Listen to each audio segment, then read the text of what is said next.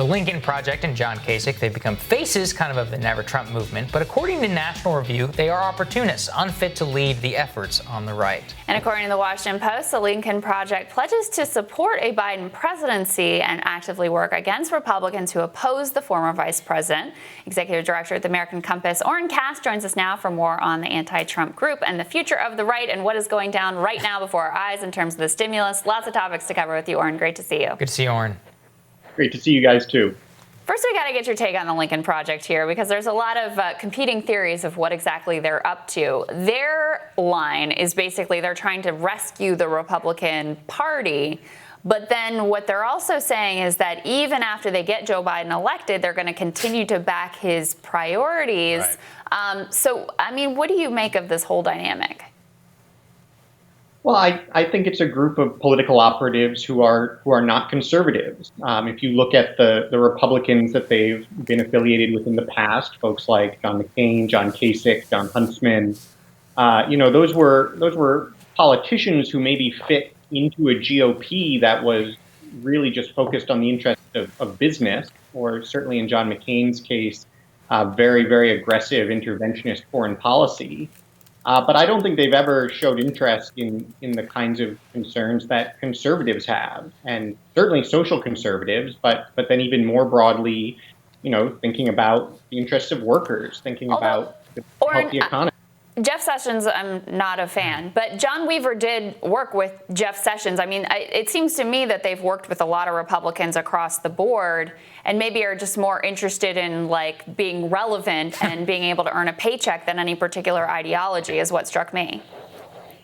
Well, I think certainly they've worked with all sorts of folks, as you'd find with many strategists. When I think of that group, though, the other side of what was the Republican Party is certainly what I associate with them with. And I think the reality is that is a position pro-big business that fits more comfortably in the Democratic Party at this point. I think you could be a conservative who is very unhappy with how Donald Trump governs, but I don't think you can be a conservative who likewise thinks we should get rid of Josh Hawley and Tom Cotton and everybody else who's actually trying to build a healthy Republican Party. Right. I think that's the most fascinating part, Oren. And this was your kind of original tweet on this, is they were like, we're going to target, a Josh Hawley, a Tom Cotton, anybody else who might embody Trumpism. What exactly are they trying to protect here? To me, it's as you say, it's kind of this big business, kind of pro-corporate view of the world, while also indulging, like Crystal said, both in hypocrisy and, let's be honest, in making quite a bit of money for themselves as well. Yeah, I think it was a comment from John Weaver, I think, where he described people like Josh Hawley and Tom Cotton as being of Donald Trump's ilk. And I think that's the giveaway.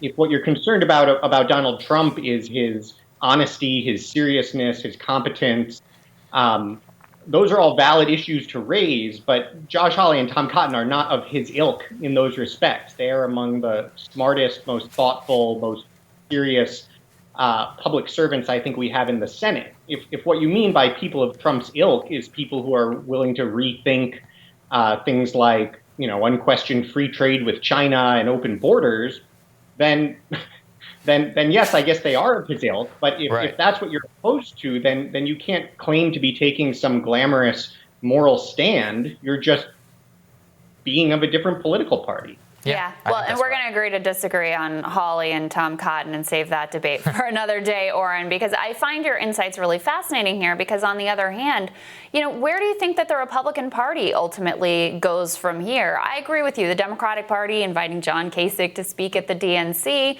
really have oriented themselves around winning over this small group of Never Trump Republicans, oriented themselves around the sort of affluent white suburbanite and their economic interest in particular. But on the Republican side, right now, we're looking at the stimulus debate. They don't want to extend unemployment insurance, certainly not at the $600 plus up.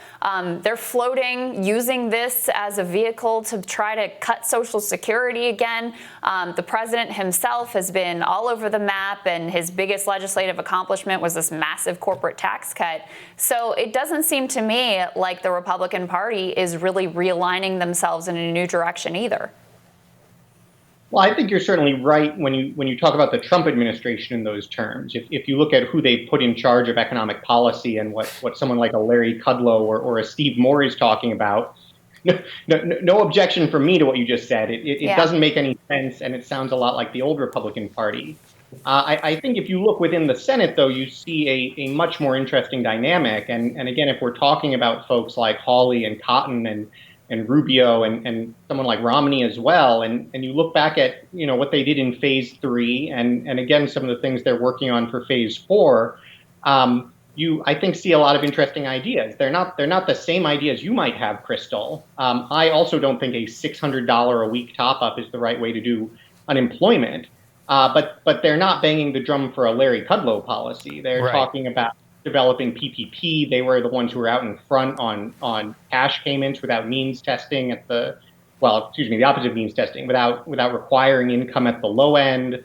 And so, I think, and even now in this next phase, if you look at something like what Rubio is doing still in the Small Business Committee, it's a different approach than what Nancy Pelosi might want. But it's not the standard Larry Kudlow approach at all. I think it's very different than what you might have heard from Republicans in the past. Yeah, I mean, no disagreement there, Oren. The only thing I would say is that you named 4 senators. We just spoke to a Washington Post reporter. About 15 to 20 Republican senators want to vote against the package because it spends too much money, and they're much more concerned about deficits, and they've really internalized like a deficit hawkish position whenever it comes to that. So I agree. And look, I'm an advocate of this. I've tried to elevate much of your work in this politics, but I think we should be a little bit more honest too, also about where the mainstream of the party still lies right now with its priorities, right? Well, I think you're definitely right if you're counting in terms of numbers. I think where I would draw a distinction is that mainstream you described has no alternative. They have a playbook that says cut taxes and deregulate, and then if you say, well, actually we have a unique pandemic, what are we going to do? They sort of flip frantically through the book and get to the end and then just shrug. And so it's not as if they're putting forward some other vision. They just are putting forward nothing. And so all of the actual energy and interesting thinking and ultimately, I think, political momentum is with the folks who are offering something new. And so what I think we should be looking at is what kind of new thing are they offering? And I think that's, in my view anyway, a good sign of the direction that the American right of center could head in the longer run. That's a good point. Yeah, very good point. Very interesting always to talk to you about, Oren. Thank you so much. Thanks, Oren. Appreciate it, guys. We'll have more Rising for you after this.